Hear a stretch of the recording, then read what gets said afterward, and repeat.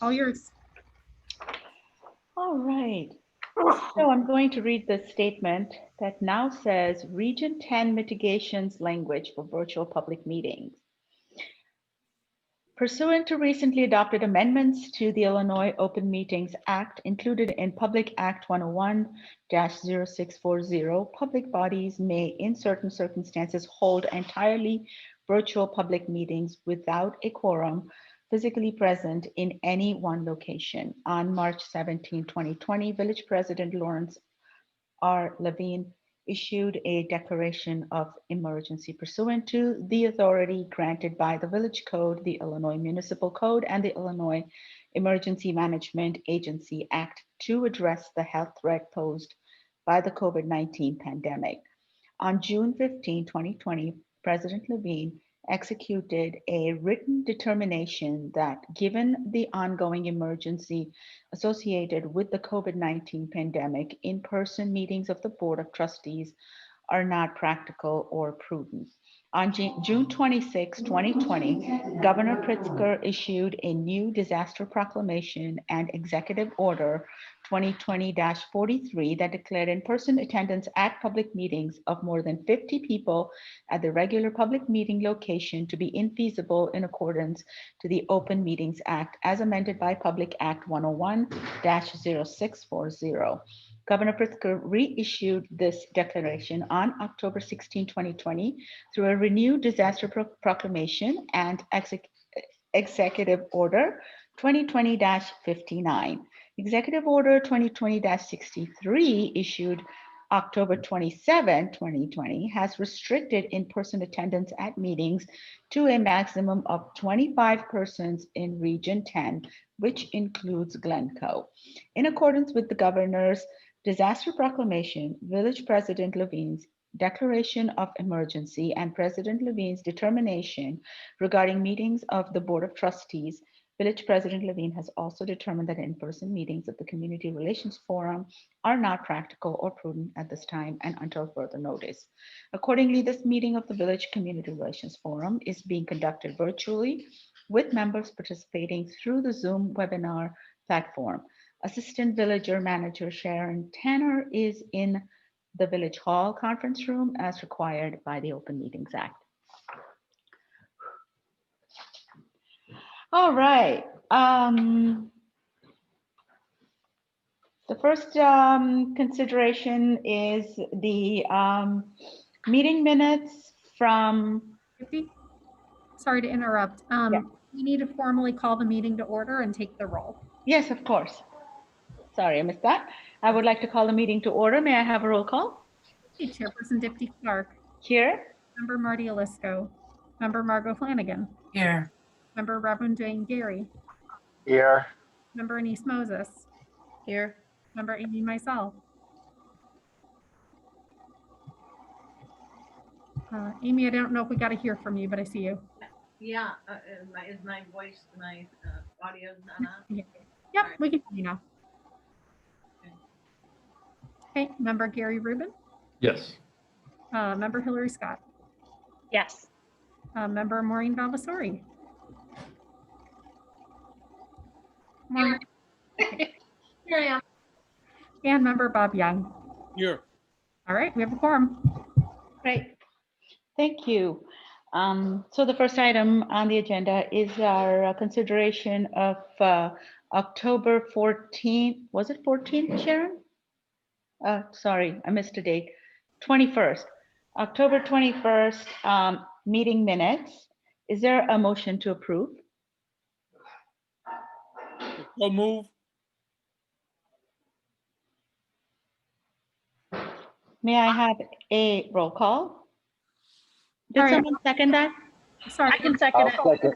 Maureen is seconding. Okay. May I have a roll call, please? All right, Chairperson Dipty Clark. Yes. Member Margot Flanagan. Yes. Member Reverend Jane Gary. Yes. Member Annice Moses. Yes. Member Amy Mysel. Oh, you're muted, Amy. Can you hear me now? Yes. Okay. Sorry. Yes. Member Gary Rubin. Yes. Member Hillary Scott, Yes. Member Maureen Valvasori, Yes. Member Bob Young. Yes. Okay, motion carries. Great, thank you.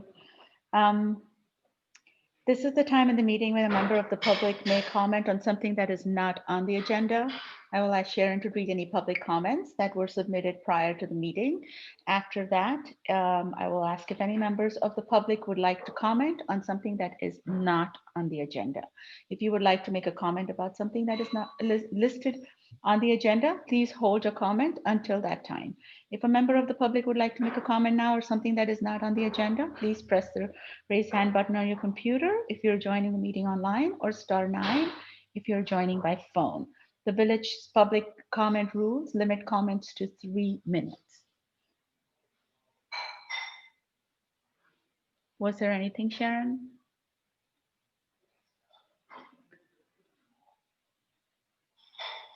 I am having technical difficulties with signing in to verify that, so perhaps at the end of the meeting, we might be able to take comments. Okay. And I am looking at the attendees and I don't see anybody with their raised hands either. Okay, then moving on to our agenda for this week. So most of you were here in our last meeting when our public safety chief, Lewan, and I'm going to butcher this, so I'm just going to call you Carrie because it's so much easier, presented. And it was really a very, very productive presentation. But however, some of us had expressed that we may want to go back, take it all in, come back with questions or comments. So we're going to start off our meeting. And Carrie, thank you for joining us. I see that you are in the attendee list. If any one of us has any further questions for Carrie, or any follow-up, any comments, then we can definitely start off our meeting with those since Carrie is online.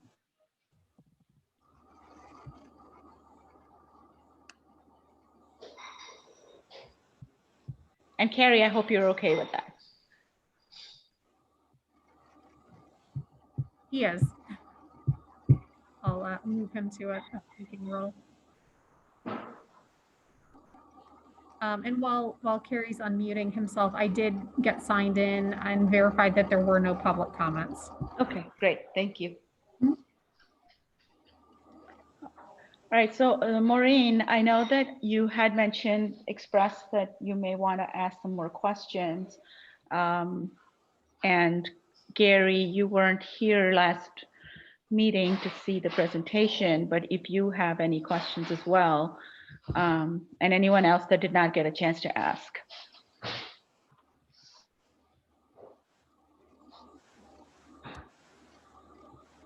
Actually, I really don't have any other questions at this time. I just wanted to express my gratitude for the opportunity. And I agree with you, Dipti. I think it was a great presentation. And I thought it was very well done and very informative. So thank you for that. My pleasure. Thank you.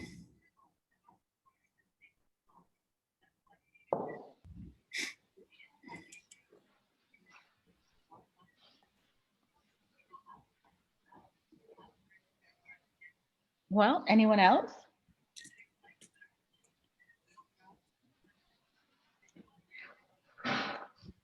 Well, if we don't have any other questions or comments for Carrie, then we should say thank you and move on to our next item on the agenda. Okay, I'll stay on the line in case you have any questions as we move along. That'd be fine. Okay, thank you, Carrie. So in our last meeting, we had talked about a few of the initiatives that were ideas that were brought forth by our 4 members. One of them specifically was Get to Know the Heart of Glencoe. The other was Coffee with a Forum, and developing some sort of a community survey. Those were the three that we had taken away.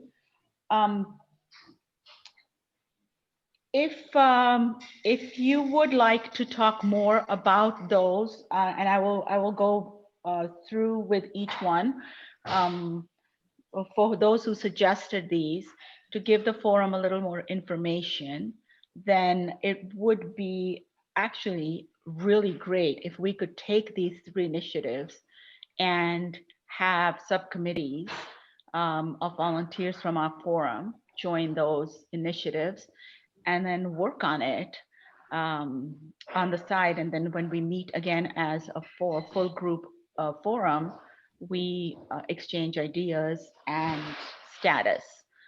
How does that sound? I see some nods. All right, so let's start with the first one on the list that I had was get to know the heart of Glencoe. I know that Annice, you had come up with this great idea. Would you like to talk to the forum about that? I think pretty much everyone was there when you had expressed it. However, would you like to take some time and talk about it and then get your subcommittee together? Because I think we're all here and you could actually have your subcommittee as people express interest to join it. Okay, hello. I don't have any of my notes in front of me, so my brilliance is going to be off the top of my head. So don't expect too much. But just the basic concept is, that, division, fear, all those things come from just really not knowing people. And if, we can build bridges, I think that we can feel more of a sense of community, more connectedness, more understanding. And for me, that's very important. And I think that, it fits in well with the mission that, we're working from. I don't have everything fleshed out, which is great because, I'm only one person and there are a bunch of us, but the basic premise, and I don't know how this would be or how we would sort of garner our people or our audience, but that we would have a certain number of people, how frequent it would be and what the format would be, like how it would come out, I don't know. I'm assuming online. But that, the idea is that we would put together a list of questions, and then we would have people that we would interview in Glencoe, whether it's via telephone or we send the questions after talking with them on the phone and they kind of type it up, or we interview them, however, that's, I don't know. But that we would talk with people that work here, talk with people that live here, talk with people that own businesses here, and get to know them. And so the questions, would range from, the deep to the silly to the whatever. And those could be those questions can be put together by whoever's on the committee. And also, like, I'm not a big micromanager. So if there were people on the committee and then there were other people that had some questions they wanted to submit, that's cool. And then we would ask for a picture, and then we would, highlight, 3 people maybe a month, or I don't know the frequency because I don't know the format exactly, but just that's the very, very basic, like, rough draft with like a pencil. No ink on that, just pencil.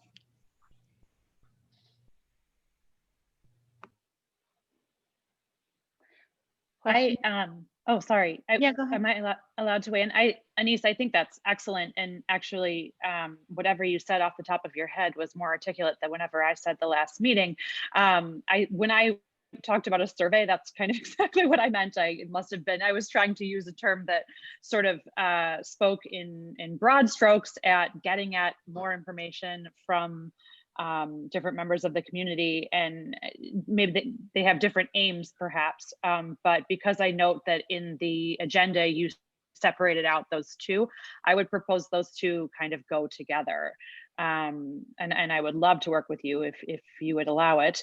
I think for me, the idea behind surveying the community is developing shared language and common understanding of where we are in terms of this work, and where our community wants to be, so to speak, just like a temperature check, if nothing else. So as you were speaking, I thought, okay, well, that fits right in my view. I don't know that there's any sense in having two separate exercises, and whether we need to actually then go down the road of having a formal, more formal, I don't know, way of collecting data. I'm not even sure that that's necessary. I think the idea is more to feel out the landscape and get an idea of where the community is. Is everyone aware that the village has started to use an online polling service? You know, today I got my first email. It had to do with home rule and related issues. So everyone has signed up for that? I can elaborate on that a little bit more. Could we use that in terms of surveying the public on issues related to the community relations forum? Possibly. I think depending on the scope of questions and the nature, that particular tool, it's called Flash Vote, is meant to be kind of very quick, short questions of only a handful. So it's a tool that certainly could be considered, but as the forum thinks about a community survey, we might want to think about whether a tool like that is the right tool, or something that lends itself to a little bit lengthier survey might be a fit, just depending on what the goals are for it. But it's certainly a tool.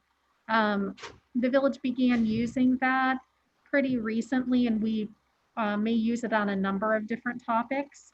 It was not purchased specifically for forum, rather as a tool that we can avail ourselves of on a number of different topics throughout the coming months and year.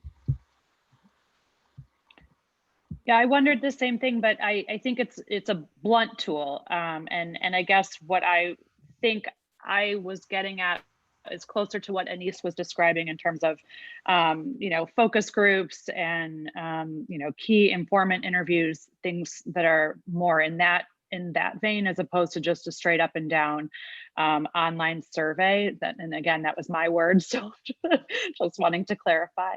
I think it's possible there would need to be a more up and down survey component, where you have to ask questions that are very specific with clear yes and no answers. But I would like to see something more qualitative as well. So the way I see it with the Heart of Glencoe, it sounds like there are different avenues of how to get to know each other. One of those would be the survey, and another one would be focus groups, and another one would be coffee with the forum. And that would be kind of like, the three ways that we could call our initiative as Get to Know the Heart of Glencoe, but it almost sounds like everything else we had listed would be how to get there, like how the ways, the means of doing it. I mean, that's what it sounds like to me. Well, I guess what I'm thinking about is, let's say we had an ice cream store. I'm just going to use that as an example. And, the owner, we contact them somehow and they say they want to participate. And so we send them this list of questions. And, some of it is like, basic, like your name, like how long you've had your business in Glencoe, what made you decide to have a business in Glencoe. But then there are questions that are just more, I don't know if the right word is ethereal, but it's sort of like, if you could change one thing in the world, like what would it be? Like, when you were a kid, how, like, I don't know, different sort of like more like some substantive sort of psychosocial, like really get to know people kind of connecting. I think it's important, to talk about how people feel living in Glencoe and those kinds of things. I think that is very important as well. And if those initiatives can go together, that's great. You don't have to reinvent the wheel, and if things can come together. But I guess what I'm thinking about is the division or just the fear of the stranger or not knowing people, and how can we do that, especially during COVID, especially during like this divisive time, like especially sort of what's happening like in America as a whole, like how can we do that, how can we connect, like that's my goal with the idea. But like I'm not like set in stone, but just to clarify if I wasn't clear. So The, given that, which makes a lot of sense in terms of getting to know each other, then number one, what are we going to do with the information when some smaller group, whether it's a response to a survey, whether it's one-on-one interviews or focus groups or whatever, once you collect this information, how does that information, we let people know that this is going to be then dispersed to others in the community? How? If we're trying to have people get to know each other beyond just us. I'm not sure I am clear on where we're going to go with that, unless the activity itself involves a larger group of more diverse people in the community, in terms of people that don't already know each other by definition, getting together through Zoom or otherwise, and some kind of series of questions in order to get conversation going and find out that information about them. At least that group then knows each other. Well, this is a horrible example, but I don't have another one. But you know how like they would like highlight like a pet member of the week, you know how they used to have that, like that kind of idea, but like with human beings, and much more in detail, like that. And so what I was hoping is that there's a place like that we can do it in, something that already exists, whether it's the newsletter or, I mean, I know there are a lot of like online, I'm not gonna lie, I don't read everything I get online, but I know there are a lot of online things. And that, and then maybe we can carve a corner or a page that's ours to do that with once a month, or like, I don't know. And then also, I mean, and Sharon, I guess this is a question directed at you, and I certainly don't want to put more, office work on anybody, and I will do whatever I can. I'm not the most technologically sophisticated person by any means. I was like really proud of myself that I was on Facebook, and then I was on Facebook and I was like, gotta get off Facebook. So that was, not long lived, but that, we'd have to have a format to type into and then put the picture and then kind of just do that same thing all the time. We'd use a format. And so that's what- my fantasy, but I so- don't know if that's a real thing. I just want to understand then, Annice, what you're saying is we're showcasing someone, and that the avenue of how we're going to showcase is TBD, obviously, but we're showcasing whether it's a business, an individual, somebody who's made a difference in the community in some way, or just an average Joe, and we're going to put certain information about them, whatever they're comfortable sharing. So it's not, I guess then the focus group, for example, would be something different, because we're not getting to know each other personally, but we're highlighting someone for the rest of the community to know, which is actually a great idea. I just wanted to see like it was, so then the survey would be targeted to the person that we would want to highlight, correct? Am I right? I'm not sure, and I definitely don't want to hijack Annice's idea, because I think she's going in a really sound direction. I just sort of feel like they're hand in glove. For me, the thinking is more around, if you've done any of the kind of anti-racism reading, sort of developing shared language, a common understanding of what racism looks like. There are just some things that aren't debatable that I find, even just, as I said last week, or not last week, whenever we last met, even in our, within our group, there are different understandings about what are, facts, what is concrete, what racism looks like. And I think part of doing this work in a meaningful sense is establishing sort of a framework, for lack of a better word, of shared understanding. And so you have to know where you're beginning, I guess, to go there. And so I don't know. To me, it feels like we need to get out in the community and talk to people, which is ironically sort of what Bob said. But I just like to collect that data. I'd like to actually sort of curate that information in a meaningful way. So to me, it really sounds like two different things. It sounds like to collect the data and to do that survey that we have talked about in the past, we need to reach out to everyone in the community, and everyone then responds, we hope, or 1% does or 2% does, and then we have our data. But what Annice is saying is it's more targeted to have this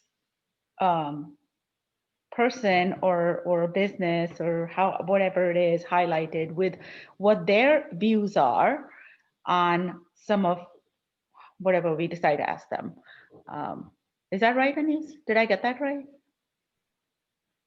I'm trying to unmute. Yes. Yeah. And I was hoping, and I don't know if I'm pushing it, that instead of doing one person at a time, maybe we could do like 3 people at a time. Like we could highlight a resident, we could highlight someone who works here, and we could highlight a business. And, Okay. That's just my fantasy.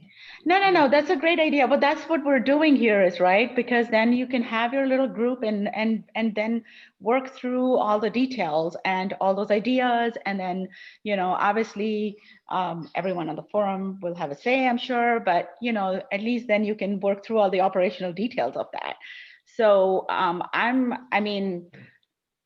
to me, I would keep it separate from that survey then, is what I feel. Because I feel like the survey is going to accomplish something else, something different. Yeah, I guess one thing I would chime in with is I agree in general, but I know from past experience, things like surveys are challenging when you want deeper answers, right? And I think this subject begs more than just, I like pizza, more than da, da, da. It's going to be, and if we think of that video that I shared called Purple, was just an example how one community, but the talking it through, I guess, over the course of a facilitated day, they got lots of enrichment. And I think the idea of possibly change could be imagined, right, from an experience like that. And I don't know that if we do things like the survey, which is good to do, but how we take that forward, I don't know. Or even the idea of featuring people, which I've done before too. And I think it's a nice way to kind of say, hey, there's some interesting people in this community. Maybe you don't know them, that's fine. But I think we should keep saying to ourselves, and to what can we do with that? How can we get that to be part of driving change? Because I think the point is, I thought we all somewhat agreed that we maybe aren't as welcoming, whether we do it or it's just a perception about affluent communities and how welcome, a wide variety of diverse people are in them. I think we're trying to open people's minds to seeing it through a different lens, right? Not just from, hey, why would they be, intimidated by us? Well, okay, things happen as of recent, right, that make people feel not as comfortable. So I just think I would love to participate in either person's group or yet another. Well, wait, Amy, I have to still introduce your idea too. So I'm going to get there. Well, I'm just saying, I think it's all part and parcel. It's not, I think we just have to figure out what's the kind of, maybe rather than who owns one, just whoever is interested in figuring out how to get a little bit underneath the heart of Glencoe. And then once we do, be sure we know what we're going to do with it. So it does something more than just, oh, so I read in the newsletter something about Bob Jones. Great, put it down, forget it. Like, and nothing ever comes of it, you know? That's a little bit of my concern, that we'll do stuff and it won't really tap into the outcome we want. So. Annice, I thought, maybe I misunderstood, but I thought what you were talking about was going to be something like when we get the email blast from the village, and for instance, Phil's got his blog each week, right? That this would be like a feature, and it was specifically geared toward right now, toward COVID time, when we can't gather people together, right? And then post-COVID, when we can start to gather again, this would have been like a vehicle to get us to whatever the next step is. That was just my impression. So I totally appreciate what you're saying, Amy. I don't want this to be a lot of work for nothing, but maybe it's the best we can do right now during COVID to kind of get to know each other, so that post-COVID we can take bigger steps. As I understand, next month, we're meeting with the Glencoe Clergy Association. Isn't that a model for what we can do? I mean, it would seem to me that churches and synagogues in Glencoe have a ready-made audience for us. I've been communicating by text with Rabbi Green at North Shore Congregation Israel, and asking if we could make a presentation by Zoom with their board of directors, with social action groups at the synagogue. We could do that with other churches and synagogues, and they provide the audience. You know, I was a fundraiser before I retired, major gifts. You have to get your hands on people. Well, with COVID, I mean, we can't literally do it, but I think a Zoom meeting to as big of an audience as the churches and synagogues could provide would be a very efficient way of getting our message out, of getting feedback, of hearing what people have to say. And it would be easy to do it with the cooperation, and I'm sure they would cooperate with Glencoe Clergy. It's ready-made. Yeah, no, I think that's And we have that as part of how we're working with organizations. That kind of falls under that umbrella, Bob, because we are working with organizations, and so the Clergy Association is on the list, and Reverend Gary has invited us to present in the next meeting, and it's in December. And Bob and I are going to be there at 11 a.m., right, Reverend Gary, on December 9th, if I'm not mistaken. That is correct. Yeah, so thank you for inviting us. It would be something similar to what we did to the businesses, where we would introduce the forum and have our goals are what we're trying to reach out in the community. So Bob is going to present there, right, Bob? I'm not putting you on the spot. I think we talked about that in the email. Yeah, as I understand, you and I are both going to make a presentation.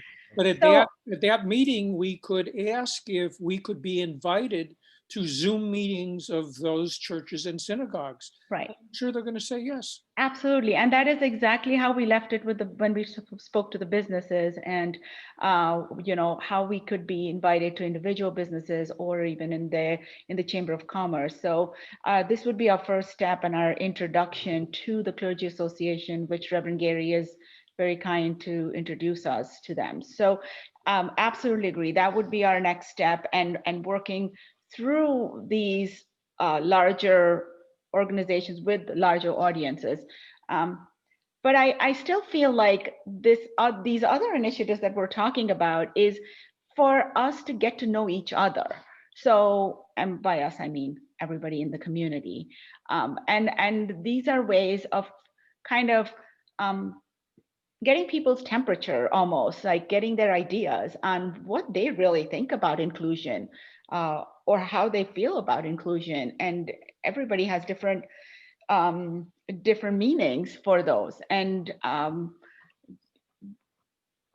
you know, just understanding each other, tolerating some of that information with each other, I think it's so important, and it kind of goes back to an example of what Amy had shared in her video. Now that was a little bit like the topic was different because I thought it was a little more political. However, we could use a similar, and I'm not saying we have to use the same, but like we threw out some ideas about maybe using something similar to what when we had our training session and we had to pick 3 topics and talk about them, and we had about 4 or 5 people speak about 3 topics that made them comfortable, or two topics. So we're not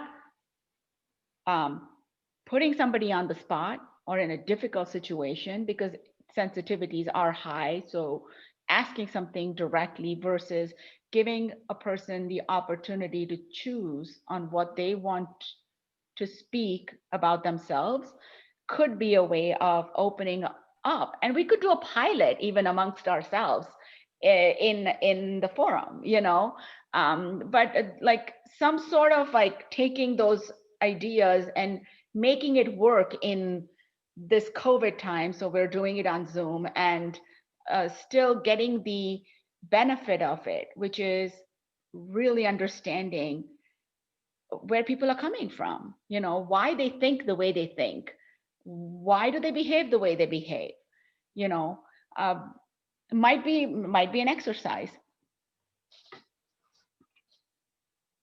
Yeah, I think, clearly it's gonna be, there's more to this, right? It's just, where do we want to start? What would be a good way to put our toe in the water? From the readings that I'm doing and some videos that others have shared, and I think that just one of the big underlying issues that we're going to have to face, because we don't have a very diverse community, just by nature of the village, that it's going to take some education and awareness for people who live here to understand why in the world would somebody think this is not like a safe and or welcoming place.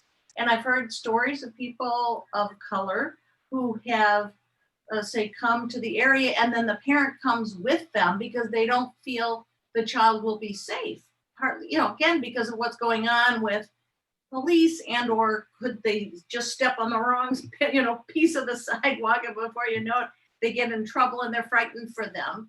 And I don't know that as a community, there was a bit of an aha for me to just turn the lens, like, for goodness sake, we can't picture it, and how do we help some of the people in our community appreciate that and just know that it is different than maybe they might have thought, and that this is why some of the tensions possibly are there. And then the question is, so what can we do about that? Does awareness lead to us being a bit more sensitized to it, instead of possibly bumping into somebody in Starbucks and saying that, what do you, gee, you look like a stranger, some those kind of quote little things, but obviously not so little things that leave an impression and so forth. I was going to say that is a classic example. Kind of get to that point, because I don't think we will really get to addressing the issues that have come up until we do.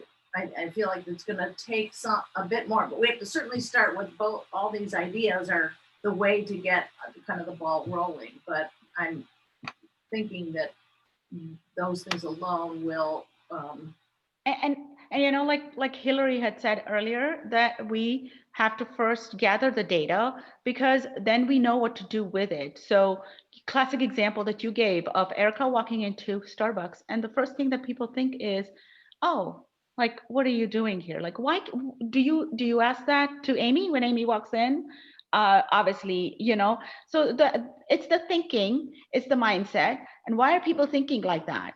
And what it doesn't mean they're thinking in a bad way or anything. However, how it's perceived and how it comes across is totally different. And so those things we would be able to capture, and actually we can ask for help through some of these organizations that we're going to be working with. So when we are going to talk to businesses, and when we're going to talk to the Clergy Association or any of the houses of worship or family services, or, these are some solid examples that we can go back with and say, this is what our community thinks, or this is how our community thinks, and how can we work with you to change that, or bring a change in the thinking, and take their help, because they have all these people that they are in touch with.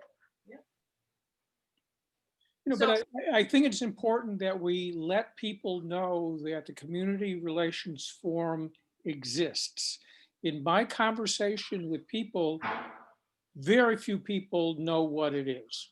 Right. They don't know. So I think trying to use, as I said before, clergy, churches, synagogues, making presentation to the Glencoe school at a board meeting or some other kind of meeting that the school has, can, I think, elicit the kind of stories that we would love to hear. But that's a concrete step that I think is the first step that would lead to subsequent steps. We got to let people know what we do. We have to then listen to them. And in terms of work, they would provide the work of putting together the Zoom meetings. We'd make the presentation. So I think the sooner we move on that, the better we could move this ball down the field. Because, again, I'm not suggesting I did a statistically significant survey. No one knows about us. Really. I agree. And that's why working through the Clergy Association, I know Amy was going to do a presentation to the Botanic Gardens. Hillary was going to present with the Family Services of Glencoe. We've asked to be on one of the village boards meetings to present about the forum. Not that they don't know, but I think they probably would like to hear from us, right, Gary? The school board is a great example of trying to get on their meeting. Also, some of our other in the village, we have these other forums, maybe trying to get on their agenda and presenting to them, because I look at our forum for what we do as a mission of everybody in the town. It shouldn't be just up to our forum. It's not just our job to do it, right? It is basically every single person who lives in this community or comes to work in this community is as much a part of this mission as any one of us on the forum. Something I wanted to say that, is maybe a very backup, but for me as like a new person on the forum, and as someone who, until Maureen told me about the forum, I did not know the forum existed. One of the things I'm personally struggling with a little bit that I'm just going to put out there is that, like, I don't really know any of you. I know Maureen. She's the only person I know. And we're trying to create community as a group, but I really don't know any of you. And for me, that is difficult for me to feel like I feel like we need to form a sense of community with this group first, and then go into the community and extend that beyond this group. And I recognize the limitations of the Zoom or that kind of thing, but like, I know that we're all here and because we want to do something good, but how that is defined, like, I know we have our mission statement, but what the mission statement means to each of us individually, like what our passion is, like what drives us, like why this, we all have pulls in different directions, like why is this important to us? And I was talking to a friend of mine and I said, we're all there with the same intention. And she started laughing at me and she said, how do you know that? Like, it doesn't sound like you guys know each other. How do you know that everybody has the same intention, or like that everyone has the same mission, even though we're working off of the mission? So for me personally, it would be important for me to be more effective, to feel more connected to all of you, for us to then go and do important work in our community. You know, I hear you, but I think in the course of reaching out, as I suggest, that stories from the people we're meeting with, as well as from each of us, will emerge. I think it's important to move more quickly to doing something like that. It will come out. I mean, we all have stories to tell. You know, my name is Robert Young. That's not a Jewish name. I'm a Jew.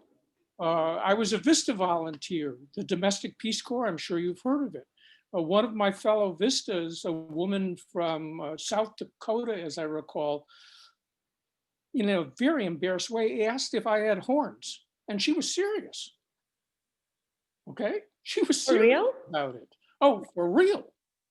She had never met a Jew before. She heard that Jews had horns. My wife's grandparents, Jews, lived in Winnetka prior to World War I. Can you imagine the stories they could have told? There were restricted covenants in New Trier Township through, I think the Supreme Court struck them down in 47 or 48.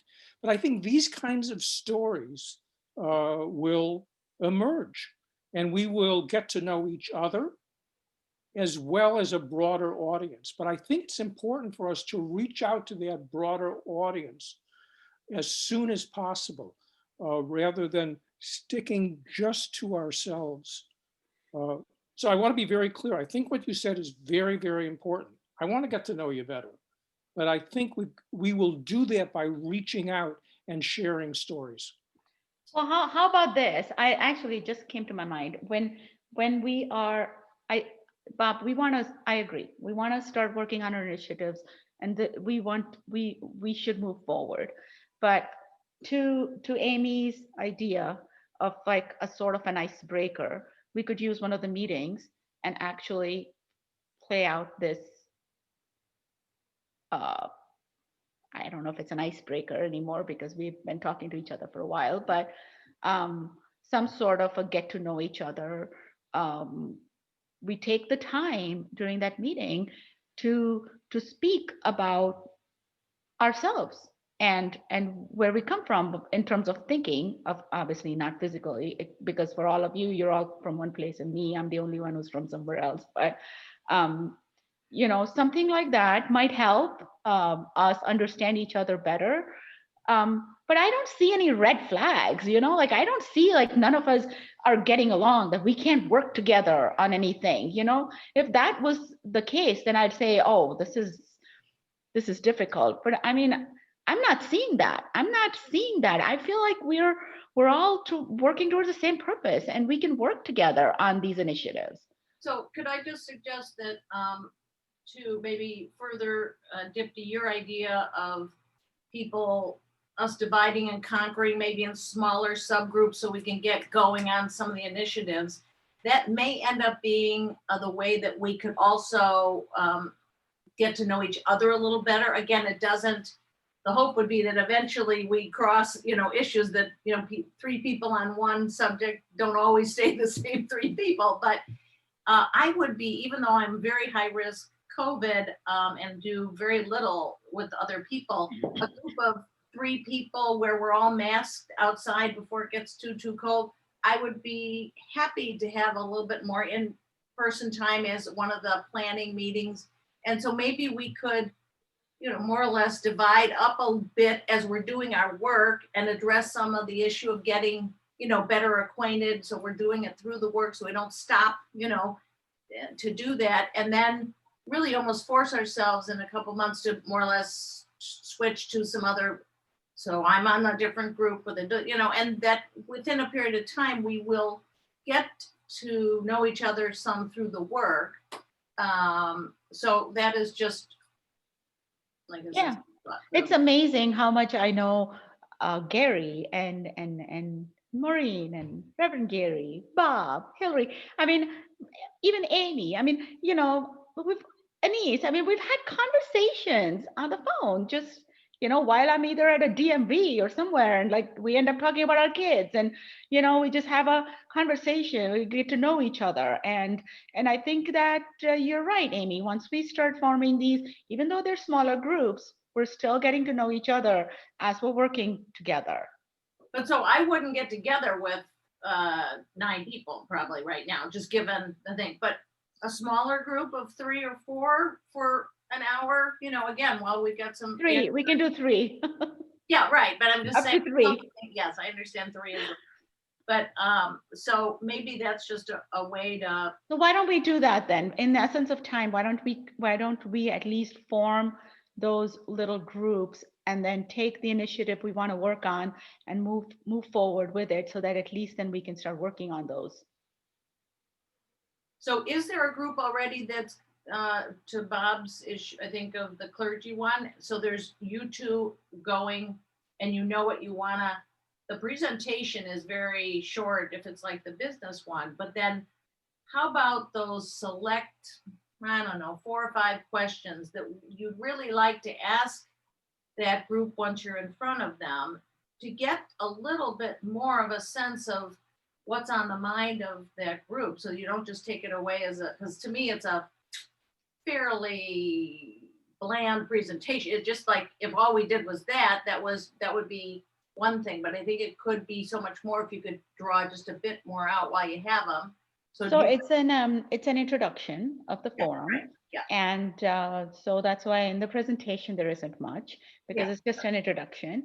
However, so Reverend Gary, so the reason it's just Bob and I, because Reverend Gary is also part of the Clergy Association and he's also on the forum. So that makes us 3.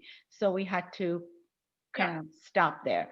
But we do have plans of not meeting, but talking and planning out what the purpose of that presentation is going to be. What do we want to accomplish? And all of you are welcome to share your ideas, through email or however. You can call either one of us or you can email.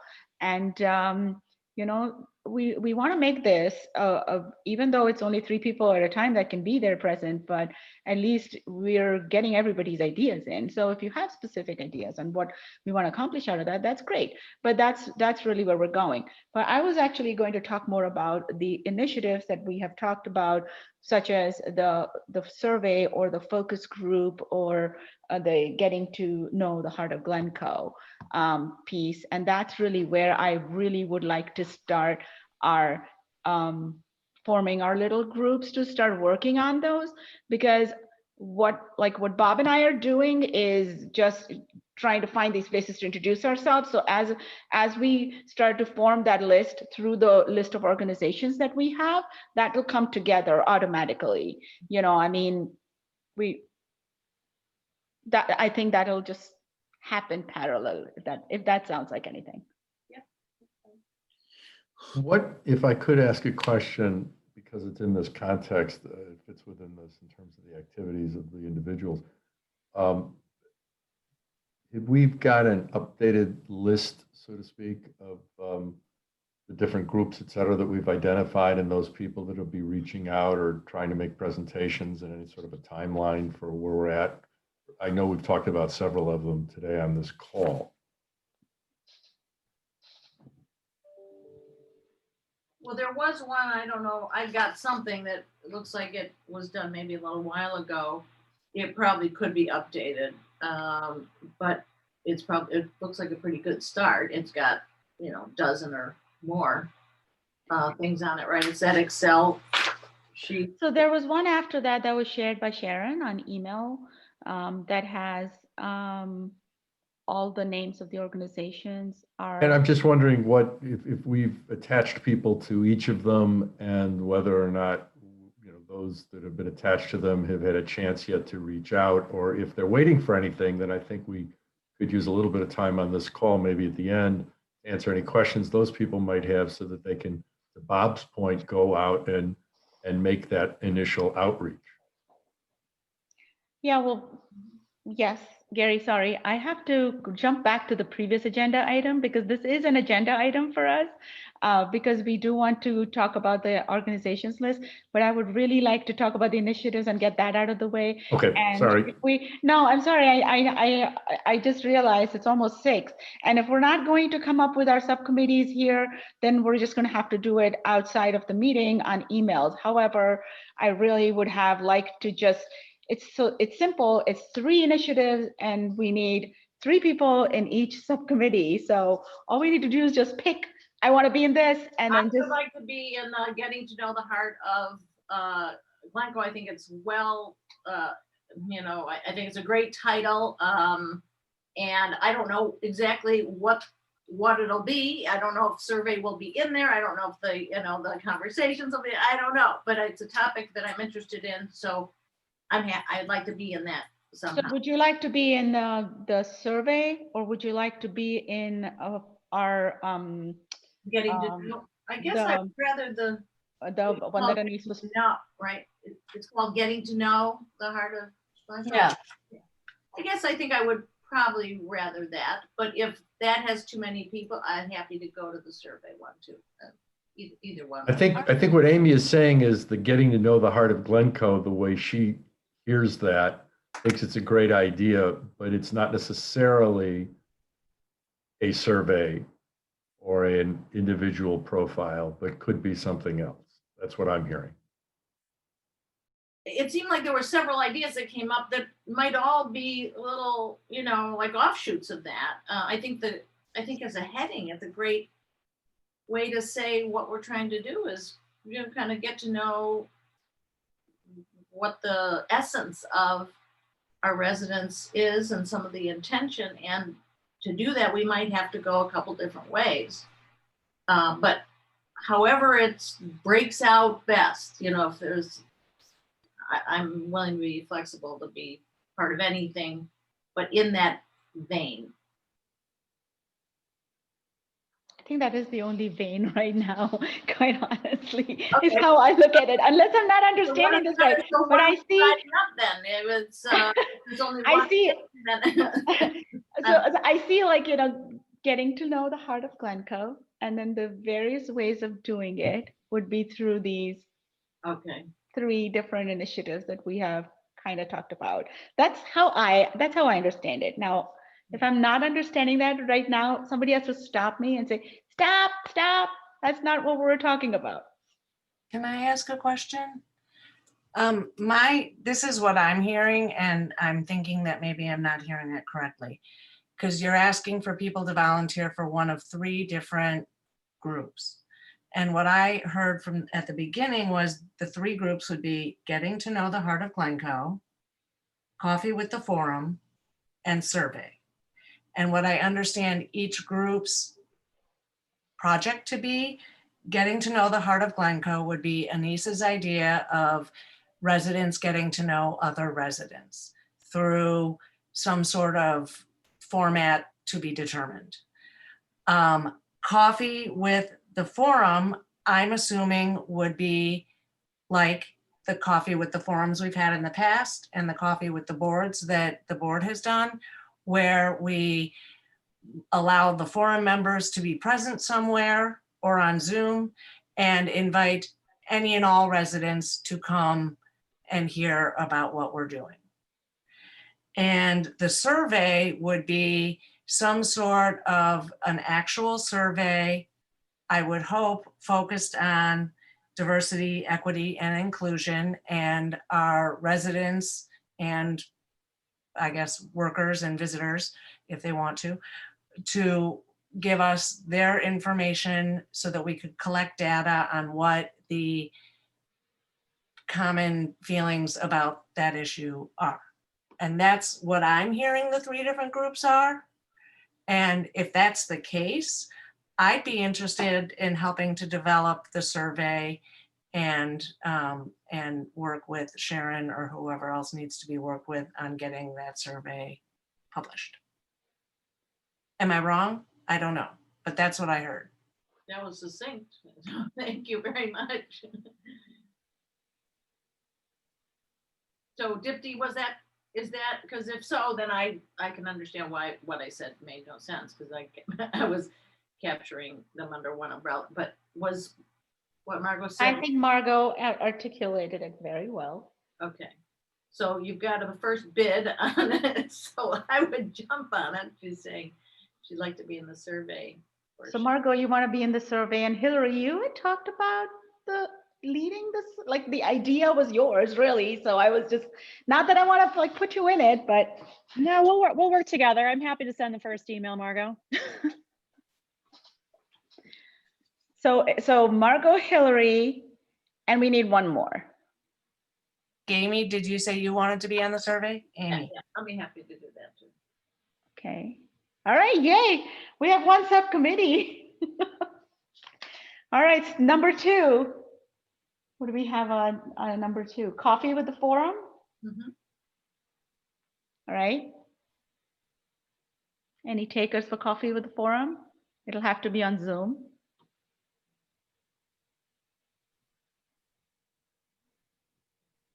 Fine, I'll be on it. Nobody's saying yes, but we need 2 more. Oh, I'll be on Gary. it. Oh, mhm. Okay, we have 2. Reverend Gary. I'll be happy to join. Okay, great. We have a subcommittee. And then the last one, what do we want to call it? What do we want to say for, because I really like Get to Know the Heart of Glencoe as the overall, that's the big umbrella. I'll leave it up to you, Annice. Well, I mean, I guess we can decide that in our subcommittee. Yes or no? Yeah, and I'd be happy to work with Annice. And I guess Cool. that leaves Gary. Right, we gotta. Will you join us, Gary? Sorry, I was taking notes. I forgot I was on mute. Yes, I'd be delighted to. Thank you. Okay, awesome. Great. Okay, well, great. That's good. We have 3 subcommittees. Now, if we are done with that topic, we can move forward to the list of organizations. And Gary, I'm sorry, I didn't mean to cut you off then, but now the floor is all yours.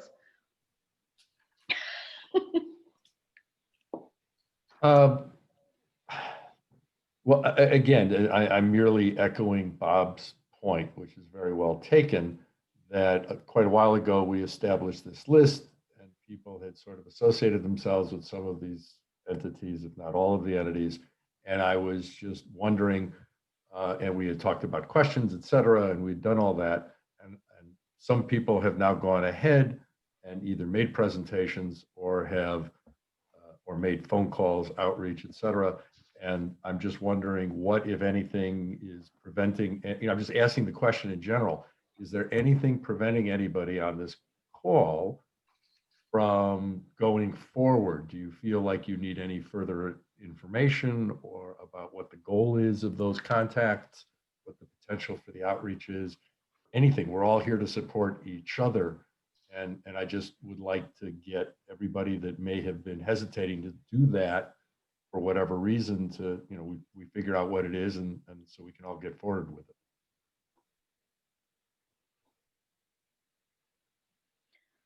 I was going to just offer that I have actually made my contact with Bill Hansen and Family Service. That's what we're talking about. Bill's on the call now, and I would invite him to chime in. I'm not going to summarize our entire conversation, but to the extent that any of you are sort of reticent to reach out, I think the questions that we formed were a great basis for confidence. You have something to talk about if all else fails, but very quickly we departed from from the questions and just sort of got into the meat of things. And full disclosure, I've known Bill probably 15 years at this stage, long before he was in Glencoe. So we have a little bit more rapport, but not much. It's always been in a professional capacity. And so it's hard to get over the hump for me. I like to just put an appointment on my calendar. I reached out to Bill. I said, okay, when are you available? He gave me a time and I was okay. And that was that. And we just set the time and made it happen. So not much wisdom in that. Just, you know, it's not going to be as overwhelming or scary as you're potentially thinking it will be. And if you just put your mind to setting the time and set the time, it will get done.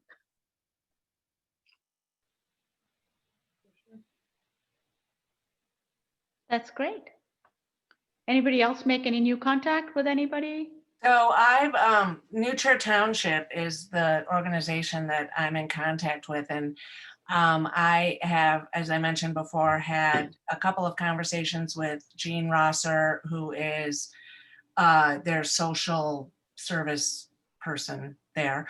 And I've worked with her on a couple other projects as well. And I've sent her an email after discussing what we were talking about and working on here in the forum. I sent her an email with a list of questions, both the questions that we came up with as a group, and then some of the ones that she and I talked about on the phone, because in her organization, there may be different departments that address each of the different issues that we're talking about. And I realized that my organization is not specific to Glencoe, but as I've stated in the past, this problem is not specific to Glencoe, and we don't get very far if we only help our 3.5 square miles be more inclusive. We need the whole world to be more inclusive, but the farther we can spread our reach, the better. So I had on my calendar to call Jean today in order to get ready for this meeting, but I had forgotten that it was Veterans Day. So she will be, I'll talk to her before our next meeting. And hopefully other people at Nutria Township as well. Great. And then I know, Gary, you had talked, sorry, Amy, you had talked to Botanic Gardens. Yeah, I didn't mean to step on your. No, that's okay. So I had the opportunity through a mutual friend to have a call with the president and CEO at the Botanic Garden.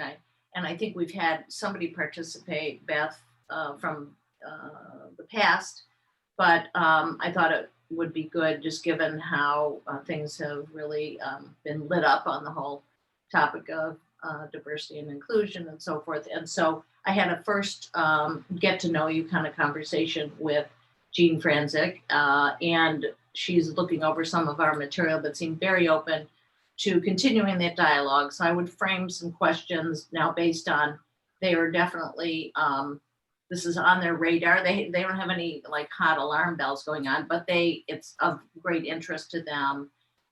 They have focused on getting a diverse board and making sure in their leadership and so forth. But they've got obviously a heavy employee population for Glencoe, and also a very heavy visitor and customer kind of experience. So there's a lot to gain there, I think. But so we've had the first conversation, and I hope in the next 2 weeks or so we'll have an even deeper one. And it seemed like they had done a few things that we might want to tap into, and she was eager to hear if there would be any other things that we could share, say, from the other things in the community. So I'm hopeful that there'll be a place at which ideas can be kind of coalesced for us to make that give and take helpful to everybody who we're reaching out to, right? Because one group might have a really great experience that the others could use. So at least we got started.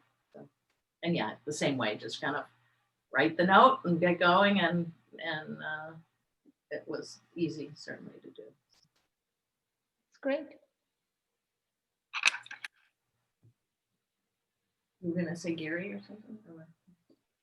Well, I know that Gary was talking to the District 35, so he was talking to Catherine, and I just wanted to see if you had an update or wanted to speak more. No, I had an initial conversation with Catherine Wang, and some time ago, right after we sort of started doing this, and we were still sitting outside in our shirt sleeves in front of Central. And she was nice enough to provide me with a copy of a book that District 35 is reading about how to talk about race, and it was one of the books that you also recommended to the group. You know where that came from, right? it actually came from Catherine because she Oh, gave okay. Well, that there group you book go. as well. Okay. And I Yeah. thought that was very interesting, and Yeah. which is why I recommended it to the Right. group. And for those that haven't read it, it's an excellent book. I mean, you know, it can be difficult in places to read, as the entire topic is. But on the other hand, it's also written with good humor, and she's an excellent author. And, you know, there, of course, I got a number of details about how they're dealing with this topic, whether it's in the classroom with the students at different levels or in their changes that have occurred over the years in their hiring practices, what their goals are, et cetera. I haven't spoken with anybody specifically on the board, although I clearly can do that and probably ought to, and reach out and do it again and have a follow-up with Catherine. But they would be open, you know, to, I'm sure we could get on the boards, you know, their boards list and make a presentation, be happy to participate in that.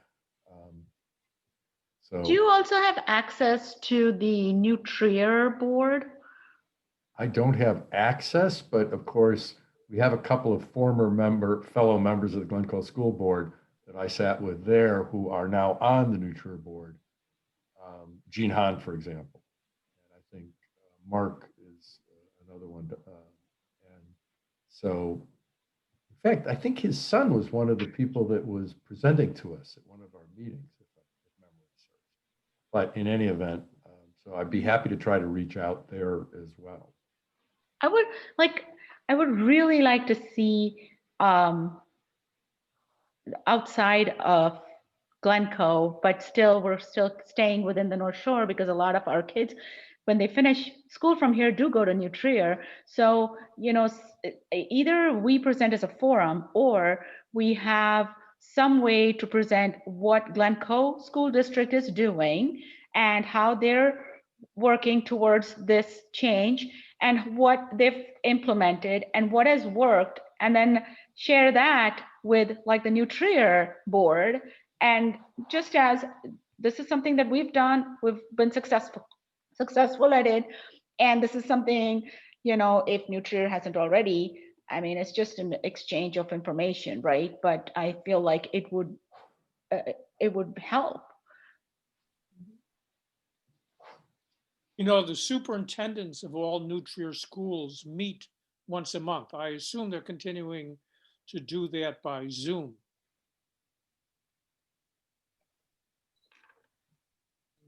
So they're in conversation with each other.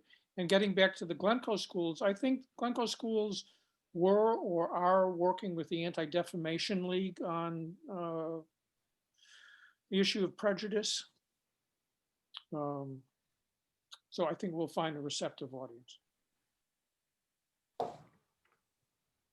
Yeah, I certainly know within the District 35 schools from my conversations with Catherine that we have a very receptive audience and an advocate there for these issues. And I'm happy to try to, I will call her as a starting point. I'll call Kelly, the head of the school board, and start there and talk about some, you know, say what we'd like to talk about and come talk with them, et cetera. And to your point, try to get a little more concrete sense of what's worked, what hasn't, et cetera. But they're very much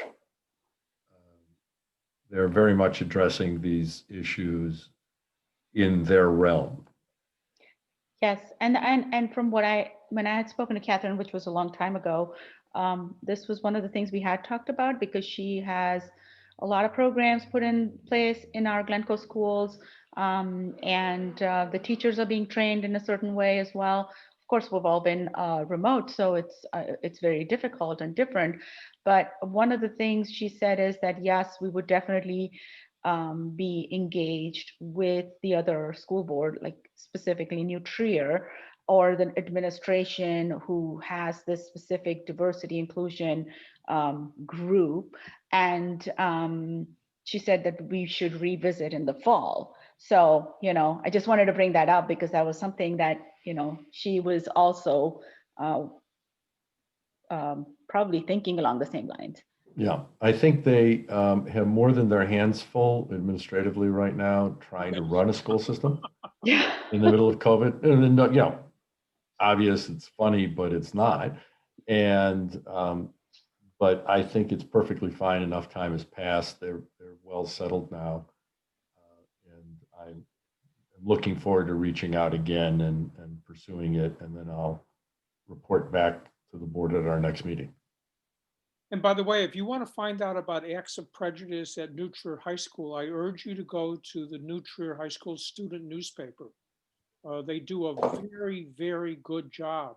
I applaud them in exposing acts of prejudice, of which there are more than a few at the high school.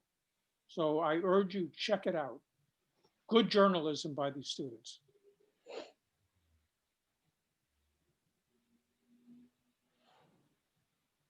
Thanks, Bob.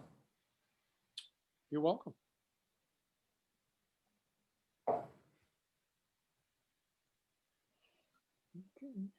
Gary, they also have a special education coordinator at New Trier High School named Pat Savage Williams, who speaks on how students and residents can recognize racism in the township, and spoke to the Winnetka Rotary this fall, I think, or maybe at the end of the summer, but there were good reviews on her perspective. I think it could be a him. I don't know. Pat's one of those names. It's a her. And she's a special ed director or a special ed teacher? Special education coordinator, I believe, is her title. And yeah. All right. Be able to find her and reach out. Thank you. And then Mario. Maureen and I had once talked to Rotary Club, and I have not heard anything back, Maureen, after that one email. Have you heard anything after that email? I wonder if we should restart our conversations with, was it Scott? Mm-hmm. Scott Himmel, right? Right. Do we still want to pursue our conversations with them? See if we can get a chance to present at least about the forum, what we do, and introduce the forum, even if we're not a part of their panel discussion or whatever. Yeah, sure. I'd be happy to reach out to him, Dipti, no problem. Well, I was literally taken aback a little bit because I thought they weren't waiting on us, but then they said they were waiting on us for some decision. And Reverend Gary might know a little bit about that because wasn't there going to be a panel discussion that you were going to be a part of for Rotary? Yeah, so Rotary is still planning on having a panel discussion. They were in the midst of confirming all their panelists. Last I know of is one of the panelists wanted to vet and talk to the other panelists. And I know because I'm sitting on the panel, got a call and had a conversation with that person. And so I'm thinking that Rotary Club is just still in their planning session on their panel discussion. I did not do any follow-up with Reverend Scott Himmel as of yet on it.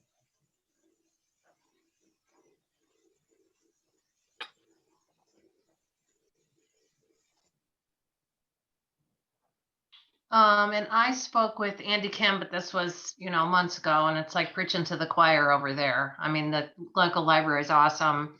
They had an excellent event this week. Dr. Kendi with other libraries sponsored a great event. So, they are just completely on top of all this and ready to partner with us in any way. So all we have to do is reach out, and they'd be happy to jump in wherever.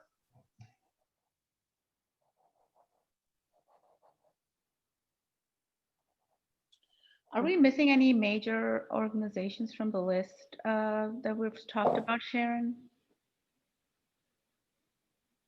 I would need Park to District? check that. Oh, Park District.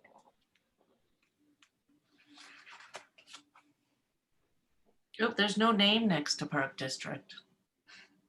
That might be why. Do you want me to reach out to the Park District?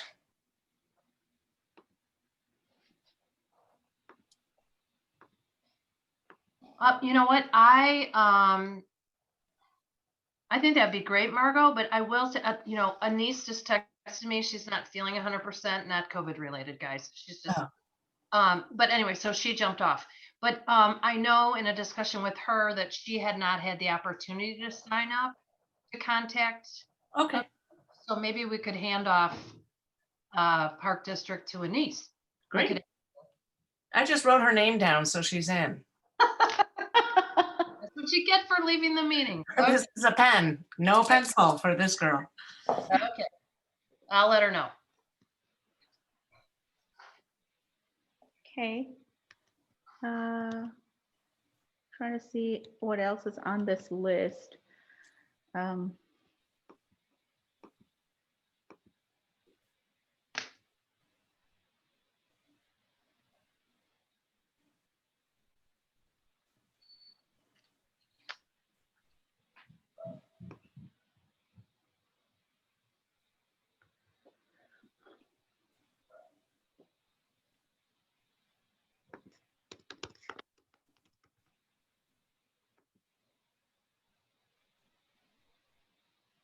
Please bear with me as I'm trying to bring it up. It looks to me like the only two organizations that don't have anybody reaching out to them are the Glencoe Junior High Project and Glencoe Youth Services. Every other organization appears to have a name next to it. And I feel like we've heard a little bit about each of them. Sorry to jump the gun, but. The junior high project, Glencoe Youth Services, the Chamber of Commerce, we haven't yet had a chance to speak with them, but hopefully we will get on their agenda. Clergy Association, we're going to. Writers Theater, we're in touch. Family Services of Glencoe, we're in touch. Rotary, we will reach out. Historical Society, Bob, you were working with them, weren't you? I don't believe so, but I'd be happy to contact them. Oh, okay. And actually, I know that they've been doing research and are in the process of doing more about the history of Blacks in Glencoe. So they're very much into this as well. So Bob, if you want to do that, or I can do it either way, but I think Sure, I'll reach out to them. they'll be very receptive. Is that okay? Sure. Thank you. Don't thank me. You're the one doing the work. Well, I had like Bob and I'm Marco happy to. there. I don't know, like Marco, did you ask to be on Oh, there? you're right. My name is there. I don't know. Did you ask to I be just on saw there? that. I may have. I just thought Bob had already talked to them because you mentioned that you had talked.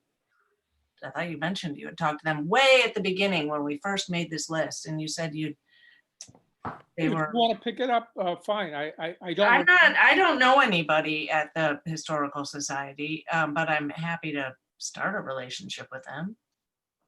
Or I think you do, don't you? It seems like you know a lot about the history of Glencoe. Sure, I'll contact them. It's fine. Thank you. Thank you. Thank you. So Northfield Township, is that different than from New Trier Township? Mm-hmm. So what is the Northfield Township? I mean, I would put my name there, but I have no idea what it is. Is that? Northfield Township is just another governmental body like New Trier Township that covers communities west of New Trier Township. It's a smaller township, I believe. They also have their own food pantry. I've never worked with them before. And in a lot of cases, Winnetka and Northfield share services, like in their library, I believe their park district. But New Trier Township is, or Northfield Township is just another, like I said, governmental body. It's the government body that's in between the local governments and the county governments. How we Yeah, got, I think we have our work cut out for us with Glencoe organizations. I would love to see us do a really good job with Glencoe organizations before branching out. Well, I just wanted to know how it made it on this list then, like where did it come from? I don't know. As was said, it's the township immediately to the west of New Trier. But again, it's a separate legal entity. Some of the organizations that were included on that list, the list was begun with organizations that the village has some sort of a relationship with, and other units of government are examples of organizations that we have relationships with. It's up to the forum as to whether you'd like to take that step right now, or to Bob's point, focus elsewhere. But that's how it was on that list, or why it was on that list. agree with Bob, you know, I think we've got a lot, and it isn't really necessary. I do think we should reach out to Glencoe Youth Services and the Junior High Project because they do. I'd be happy to reach out to either of those. If, I don't know. If I can reach out to I one. can okay. And you can reach out to the other. Yeah, whichever. You pick one and I'll reach out to the other. I'm happy to do either. Okay. So could we get, Okay. Sharon or Dip, do you think maybe a refresh on the list so we're all working from maybe the latest? And because I'm pretty sure I don't have a Yeah. great one, but yeah, if you don't mind, that would be helpful and keep an eye on. Sharon, is that something you can share with the group? Thank you. Well, that is, oh, and the last thing we have is feedback for our meetings for next year, for 2021.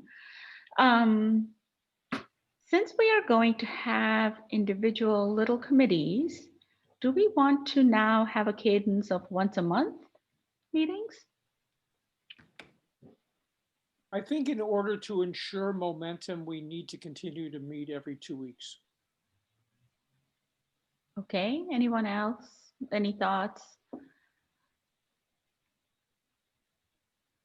I actually had spoken with Dipti and Sharon, and this goes back to the beginning of the meeting. My thought was that our meeting last time, when Carrie did that great presentation, that it was pretty meaty and really interesting, a lot of information. And then we had to jump into a lot of business items. And I felt like I didn't have the opportunity to really kind of process everything that Carrie had to say. And I knew we were kind of on a time frame and we had other things to discuss. So my thought was, would it be possible if we were going to keep up this 2-week cadence, if maybe one meeting a month would be something where we kind of zero in on the business type items and check in with each other. And then the other meeting could be some form of education for all of us, or getting to know all of us. So to have 2 different distinct tones at these meetings. Or have presenters or Yes. you know, yeah. Yeah, exactly. So a Right. business meeting and then kind of an education type of meeting, whatever we want that to look like. Sounds cool. Yeah, I like that idea. A thought for the group to potentially consider is you could have a regular once a meeting month scheduled, and then in the months that you want to have a second meeting, to schedule that and have kind of a day that is held for that.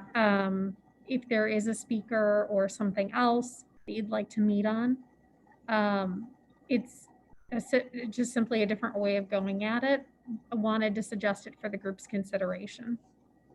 So like it might be the second, you know, Wednesday for one, and then the 4th for the other as needed. Is that kind of what you? Yeah, so I think what Sharon's trying to say is on the calendar, we publish this one day, whether it's the first Wednesday, second Wednesday, whatever we decide, as our monthly meeting.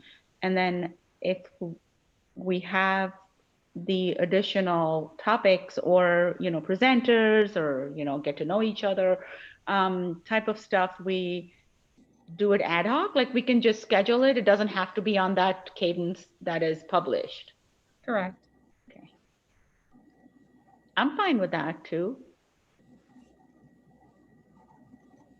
I think that's great. Can we still, I hope this doesn't defeat the purpose of it being ad hoc, but can we sort of try and come to some mutually agreeable rhythm in terms of like, it's just to say like, now I know every other Wednesday at 5 o'clock we meet. So if we're gonna forgo that meeting that particular month, fine, but I think it's good to sort of hold the time just sort of for sanity, but perhaps I'm the only one who feels that way. Oh, I agree No, I agree. completely. I mean, keep it on my calendar for every other week. Let me know if I don't need to, if I can take it off is what I'd rather do. Plus, I think it's easier to schedule people to speak if you can just give them a date instead of I agree. Yeah. tossing it out there and then seeing if everyone's available. And So would the group perhaps like to keep kind of the third Wednesday of the month or the first Wednesday of the month as the kind of the regularly scheduled meeting, and then the secondary one being the opposite, since we're kind of on that schedule now? sounds good to me. Yeah. Yeah, I mean, how will the third Wednesday though work out in December? Well, December, there was some conversation at the last meeting about whether November and December, given that we're approaching a busy time of year, perhaps we just have one meeting in December, and then we pick up on this cadence in 2021. Right. Perhaps the first Wednesday of the month would be the best one for the routine, so to speak, the one we're always going to have that month. And the third Wednesday being the one for that may or may not occur depending upon the activity that would be scheduled for it. That way, to Bob's point, when you have a holiday, et cetera, that might be bumping up against it, if you really have something timely, we could either reschedule it specifically for that and pick an odd day, or we just wait till the following month. And it's always easy to cancel if we don't have anything to talk about for that the second part of the month. Otherwise, the first Wednesday of the month is probably as good as any for a day that's probably not otherwise scheduled. I count as well. Reverend Gary, you're awfully quiet. Does that work for you?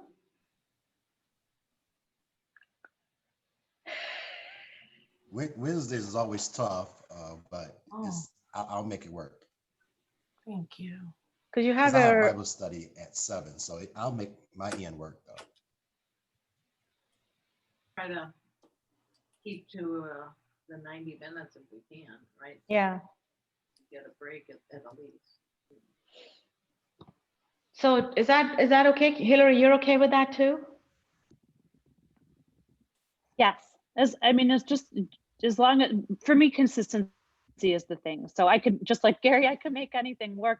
But I just need to be sure. I just like notice and predictability on some level. So Sharon, I guess we have our answer. So what was just as a refresher, what date did we pick for that one between November, December thing that we settled on last time? Just want to be sure I have it. So today, and then not Thanksgiving-ish, obviously. But did we say 16th, Sharon? I think it was the 16th that we had said. I don't have it then. The 16th is No, 9th I have. Now I found it. It's not the 9th? We had talked about possibly moving it up to the 9th, to meet a little earlier in the month, since the second half of the month is a a very festive time of year and a busier time of year. So if that still works for the group, we can plan on that. Okay by me, but I couldn't remember it, then I did find it. So. Okay, that's good. Okay. We have a plan.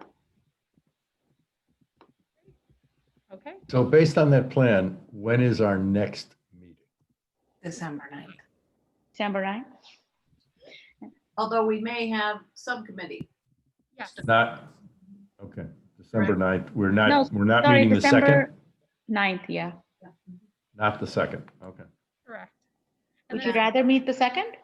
No, I apologize. I'm not trying to change anybody's plans. I'm literally just, I had first and third Wednesday. I realized we were talking about starting in January, not, sorry.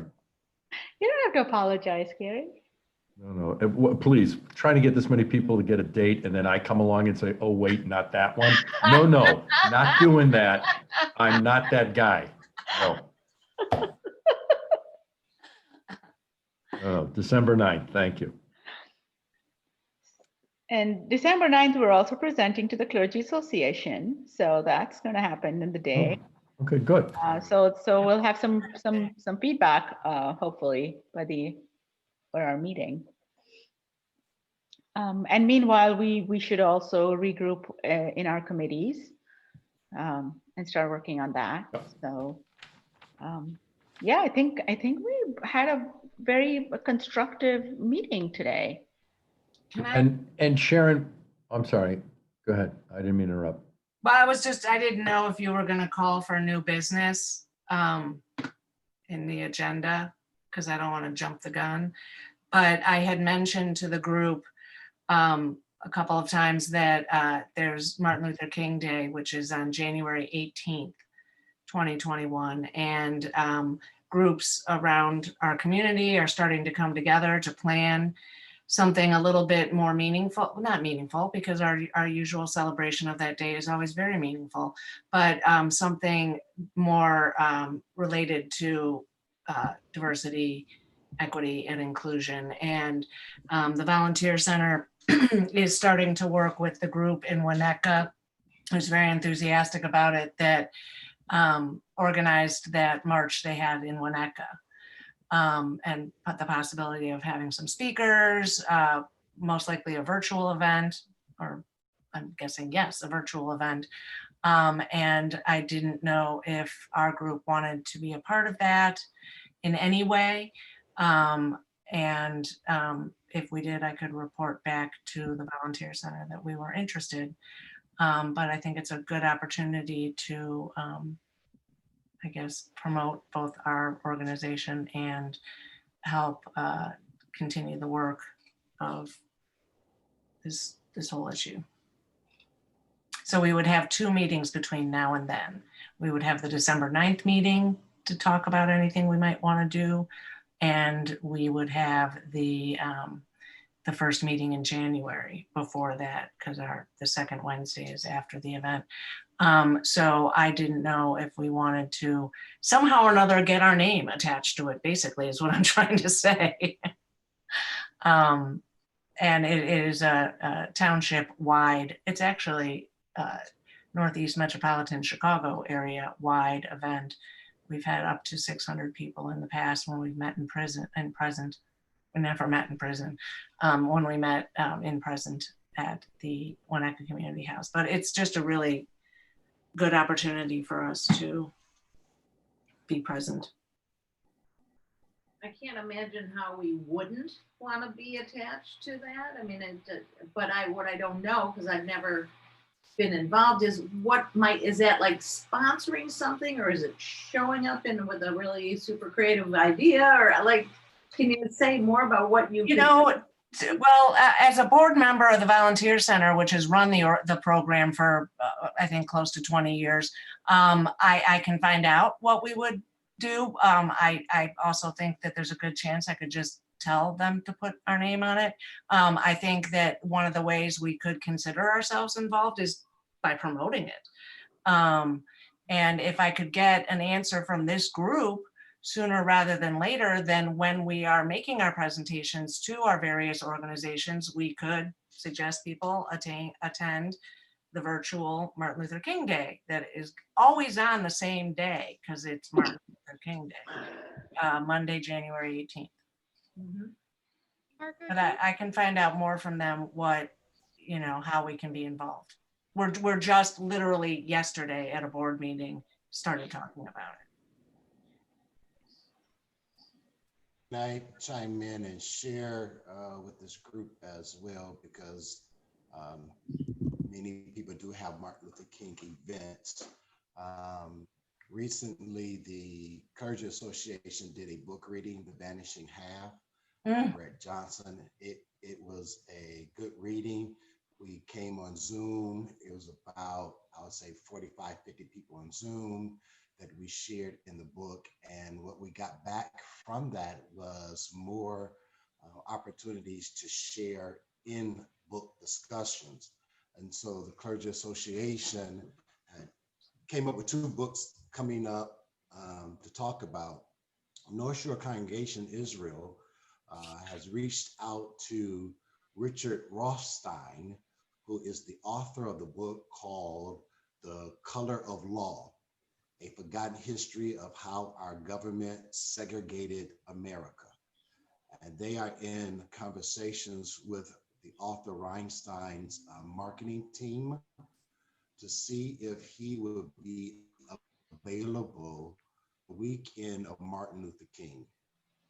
And we're waiting to hear back from them that we might join in together and make this presentation available for the residents of Glencoe as a book reading, as well as a discussion with the author. And I think the only thing we have to do on our end from the Clergy Association is to make sure that we purchase the number of books to help down on the cost. And so we've already teamed up on how that might happen. But I also want to let this group know that St. Paul AME Church for years have hosted a Martin Luther King program on a Sunday afternoon. We are in discussions on how we're going to do that in 2021.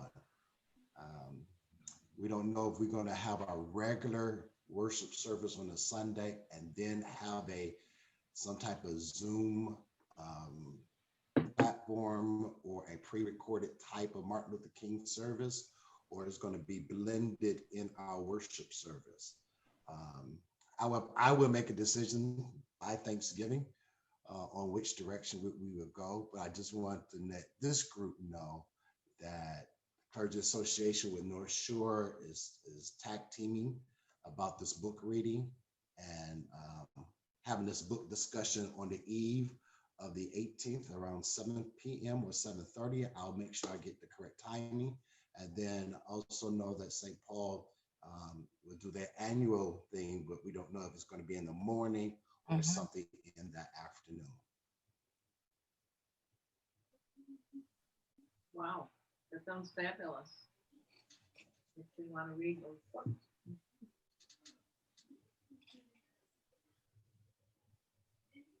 You think the village board, the president, in connection with the Community Relations Forum could have put out a proclamation, some type of statement regarding Martin Luther King Day? Would that be appropriate?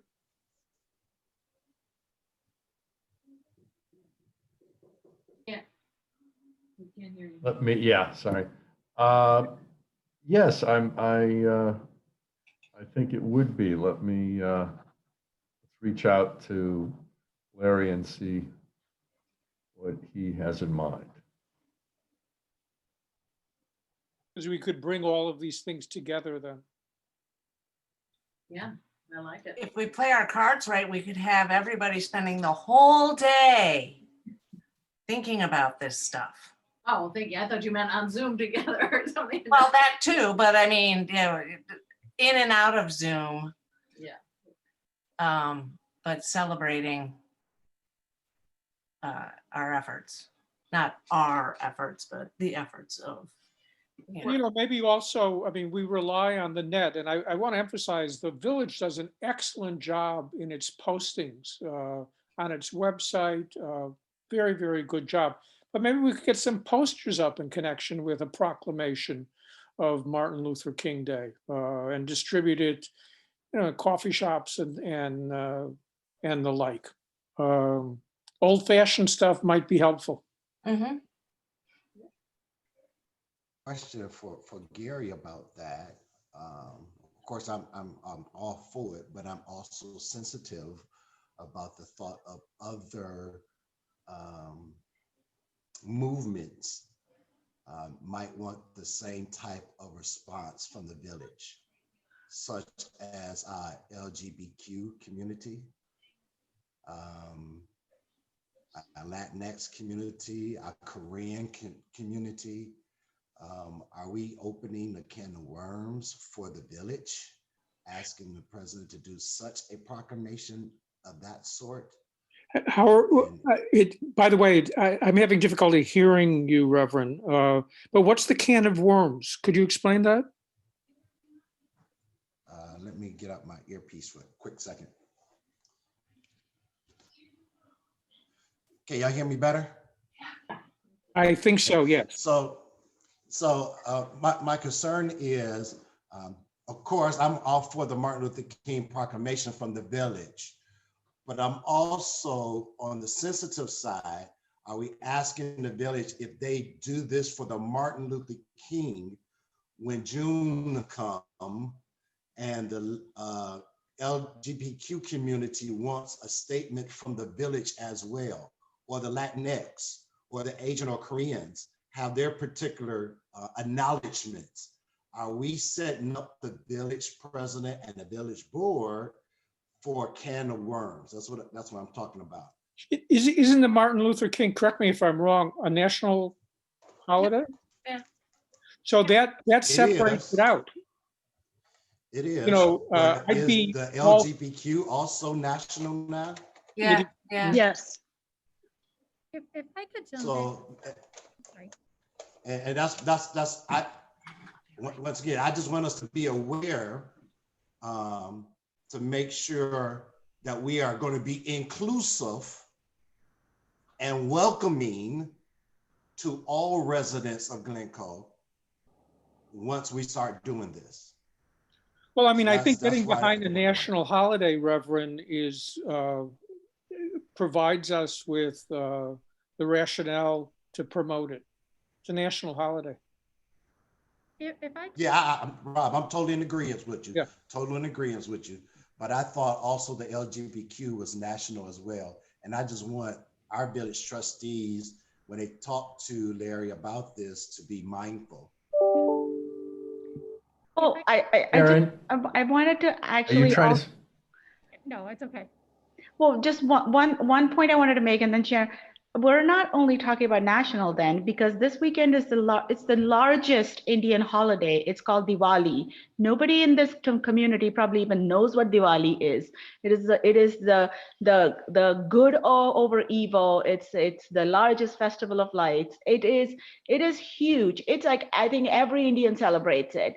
And I mean, it's not a national holiday in our school district or whatever, but it may be in Schaumburg or where there may be a larger Indian community. But what I'm saying is, you know, I agree with Reverend Gary to some extent that that would be non-inclusive.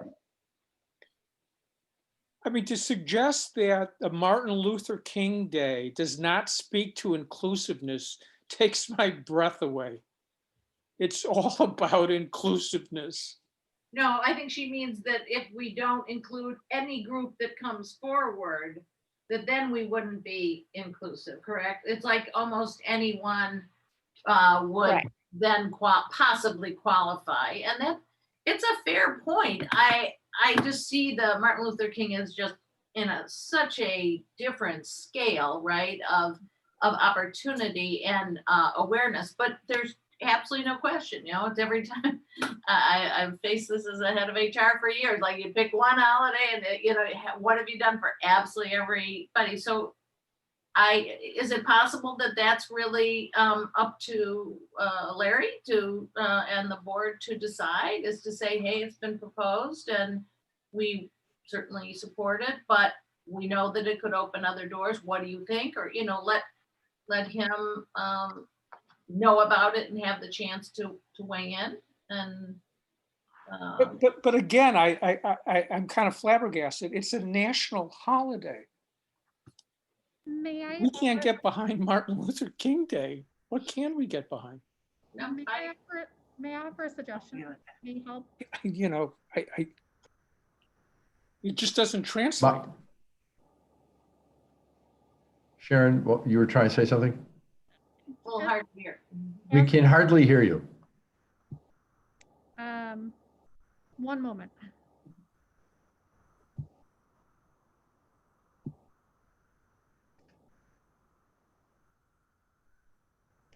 While we're waiting for Sharon to come back up, I will just say that the points raised have been good ones. I don't think anyone's saying we shouldn't get behind Martin Luther King Day. That's not what I'm hearing. What I'm hearing is, and it's very generous of the people on this committee, on this forum, to be concerned about the potential for, and again, I'll use the colloquialism, no good deed goes unpunished.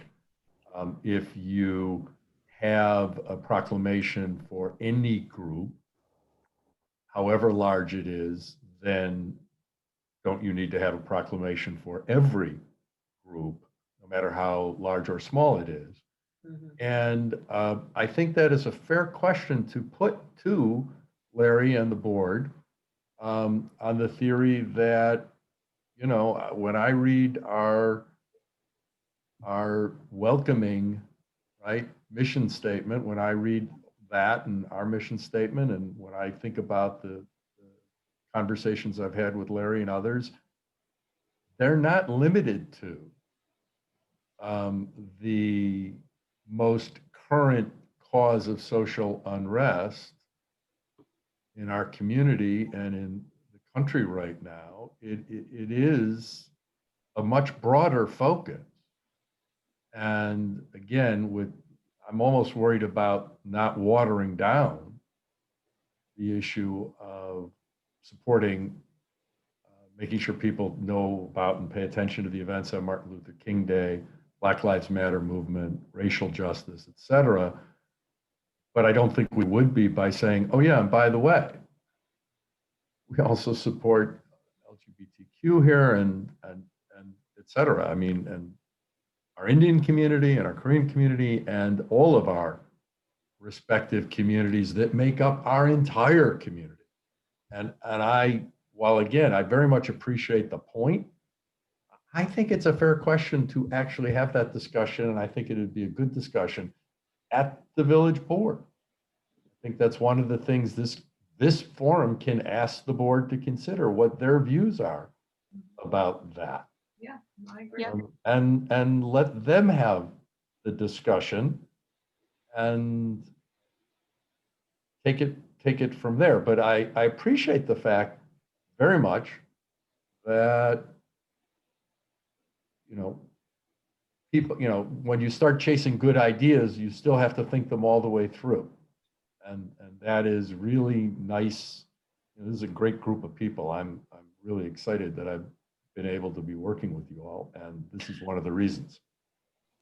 The other thing I wanted to point out is I believe that the village has made notice of Martin Luther King Day of Service in the past, and they definitely have made notice of the AME services in newsletters and other things. They didn't proclaim anything about it other than making us aware that it was something that we could attend and that it was, available to all residents. And the difference this year, at least for my group, is that instead of what we've always done is a day of service, right? So we've given local residents an opportunity to come together to do service projects for a variety of recipients, veterans, homeless, all different kinds of people. This year, we're thinking about, and most likely will shift our direction to more of a diversity, equity, and inclusiveness sort of format or topic, because we feel that that is important right now. I think Martin Luther King stood for both of those areas of interest and importance, and that's the only thing. So we're not, by celebrating Martin Luther King Day, we are not by any means ignoring any specific race or group of people or their holidays. And so on Martin Luther King Day, we celebrate LGBTQ people. We maybe find ways of supporting them. We cover it all.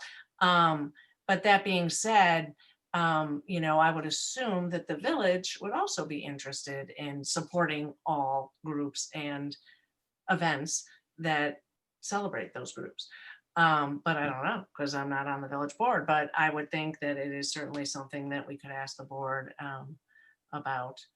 And I just wanted to clarify the distinction between Martin Luther King Day and Martin Luther King as a Black activist.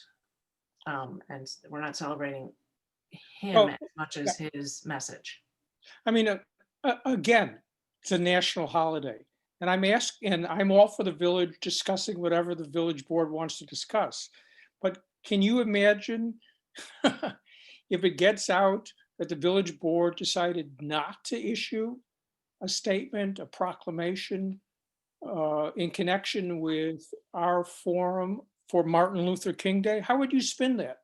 Well, the question I have is why does the village board have, they can't proclaim it a day because it's already been proclaimed a day. The whole country celebrates it. Like, what are we asking the board to do? Say Martin Luther King is a good day. Well, isn't the forum is a civil rights mission. No question about that. Pure and simple, civil rights, which it's political. People have fought and died for what the mission of the forum is. And for the village board to discuss it and then reject it would be a public relations disaster. You wouldn't want to touch that with a 10-foot pole. It's not excluding, it's about including. Which obviously we all know that Blacks were not, and to a significant degree still are not. And that speaks to all groups, to all minorities, gay, Jews, you name it. Really, I'm be careful with this. This will come back and bite you.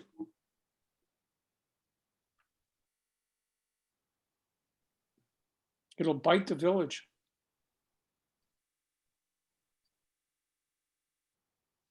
Why does the village have to issue a proclamation? Like you said, it's a national holiday.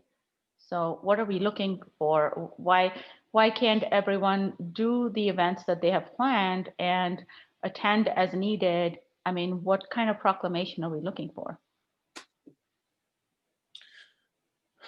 Oh, look it. Winnetka got behind Martin Luther King Day. My wife and I marched in it. There were thousands of people, and I really applaud Winnetka for doing that.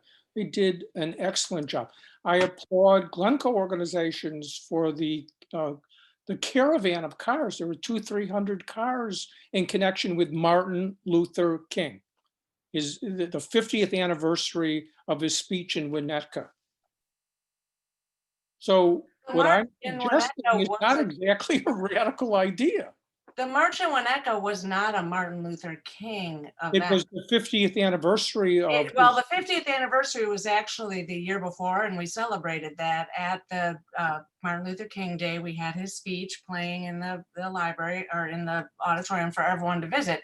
But the walk, and it was also not sponsored by Winnetka. It was sponsored by some groups. Winnetka allowed it to happen, and Winnetka provided security for it. but it was not sponsored by the Village of Winnetka. Correct. And I was there in that march because I did I march. was there as I well. I walked. And then the only was thing that was significant with Martin Luther King was that everybody gathered in that park where he had given a speech Right. 50 years ago. My parents were there. Well, that was very, very significant. It was, but it wasn't a village event and it was not billed as a Martin Luther King Day event. To be clear, let's separate, and I guess Sharon could speak to this if she knows what, if any, events sponsored by the village there might be in terms of what they've done historically, or whether or not they're contemplating anything for this year, versus a proclamation, which is different than sponsoring anything. It is a statement of support for the ideals of X, fill in X. But it's still an official statement. It's adopted, it's not just from Larry, it's something from him that is adopted by the board. And therefore a statement of the village in the same way our welcoming statement is out there, in the same way they've established this forum and expanded its membership. It's a separate thing than sponsoring a particular event, which is just different in kind and also different in terms of resources, et cetera. So I take it the two things are different. And but again, let me go back and have a conversation, and I don't think anything untoward will happen. Let me breach the subject with Larry and fellow trustees about a proclamation in connection with MLK Day. And I probably will be embarrassed to find out, well, yeah, you mean the one we do every year? But I just don't know it, and I should. Yeah, Gary, I think that's an excellent idea. And if you want to use the word statement, if proclamation is too loaded of a word, that's cool. That's cool. I mean, you know, Larry's statements in connection with the chalking that took place in downtown Glencoe was excellent. Yeah. Two statements, very good. I applauded him. I wrote to him and thanked him. So I'm cool with statement. And especially given his own personal civil rights background, I just don't foresee an issue. Thank you very much. If I could add a little bit, and I apologize, I had to dart out. My microphone on my computer is sometimes a little finicky. I had to get a headset.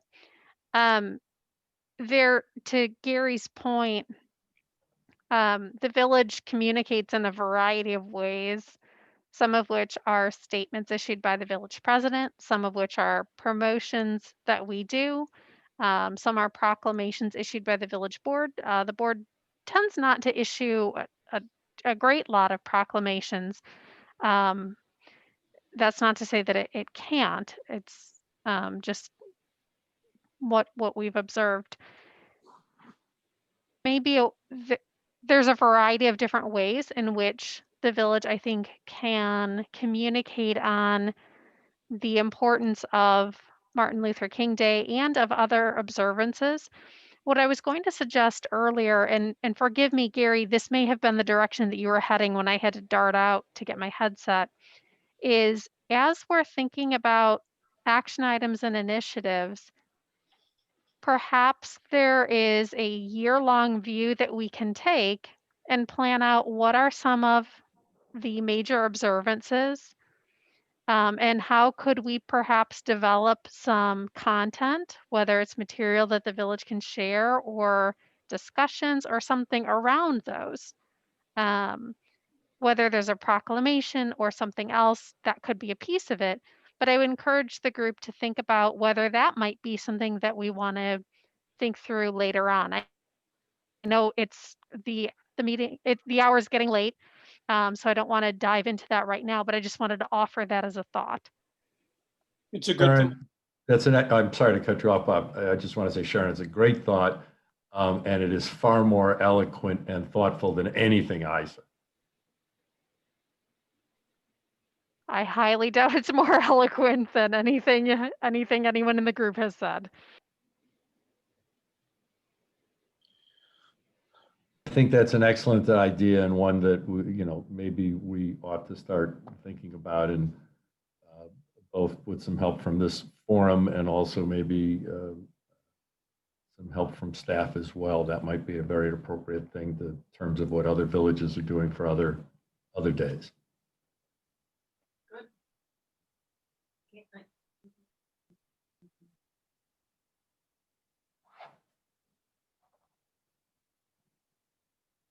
It looks like Reverend Gary's trying to speak, I think, to us. I don't think he's talking to us. I was just gonna say, I don't think he's talking to us. 7 o'clock started. He's got yeah, his Bible study going that, Yes, so, he has a higher calling. yes, understood. All right.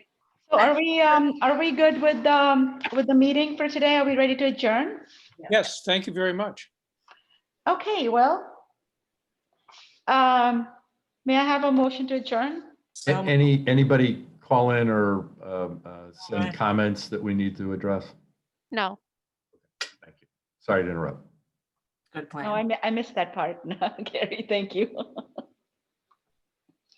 So then may I have a motion to adjourn the meeting? I so I- move. Okay, I second that. That's great. May I have a roll call? Sure. I'm just going to go in the order I see folks on my screen. Chairperson Dipty Clark, Yes. Reverend Dwayne Gary. Take that as a yes. Member Yes. Gary. Yes, super. Member Gary Rubin. Yes. Member Bob Young.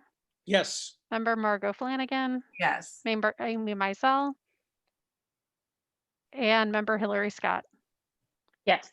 Okay, we are adjourned. Thank Great. you all. Have a wonderful Thanks, evening. everybody. Thank you. Night. Bye. Bye-bye.